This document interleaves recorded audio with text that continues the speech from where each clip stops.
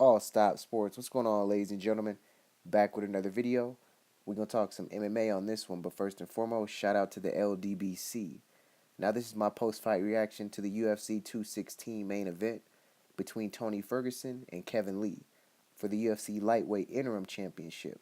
And congratulations to Tony Ferguson. He is now the UFC Lightweight Interim Champion after defeating Kevin Lee via third-round triangle choke. Now, my breakdown of the fight, I actually had Kevin Lee winning the first round. He came out and landed some solid body kicks and eventually ended up getting a takedown, which he landed some solid ground and pound. And Tony Ferguson, he's very durable. If anybody has watched him fight previously, they know he can take a lot of shots and continue going. That's why I think he'd be effective against Conor McGregor. But in this fight, I was very happy to see Kevin Lee kind of come out aggressive and dominate the first round. Going into round two, I thought he was going to be able to carry that momentum into it and continue to kind of apply the pressure on Tony Ferguson. But Kevin Lee, he was always fighting off the back foot. Now, I thought he won the second round as well, but you can slowly feel the tide start to turn.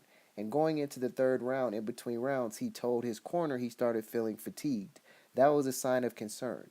But coming into that third round, he ended up getting a takedown early into the round.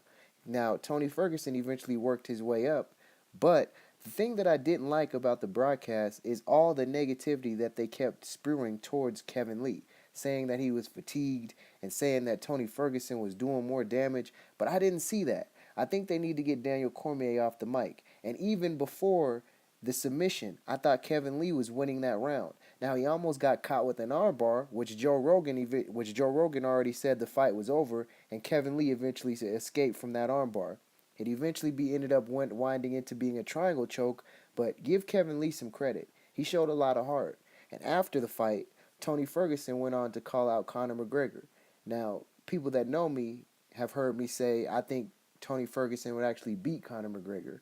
I think that Tony Ferguson's a tough style matchup for McGregor, given the fact that he's durable. It's going to take a lot to put out Tony Ferguson. Once again, that was on display tonight. He has incredible heart.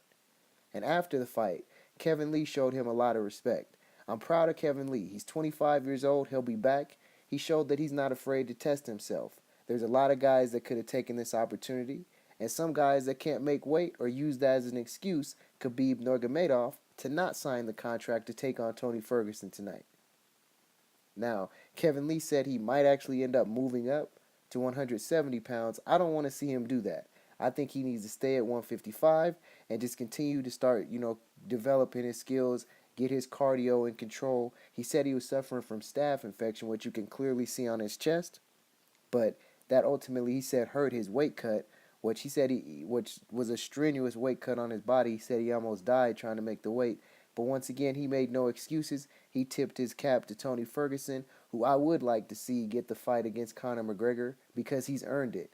Now, if Conor McGregor decides to vacate, Tony Ferguson ends up being the man at the 155-pound division.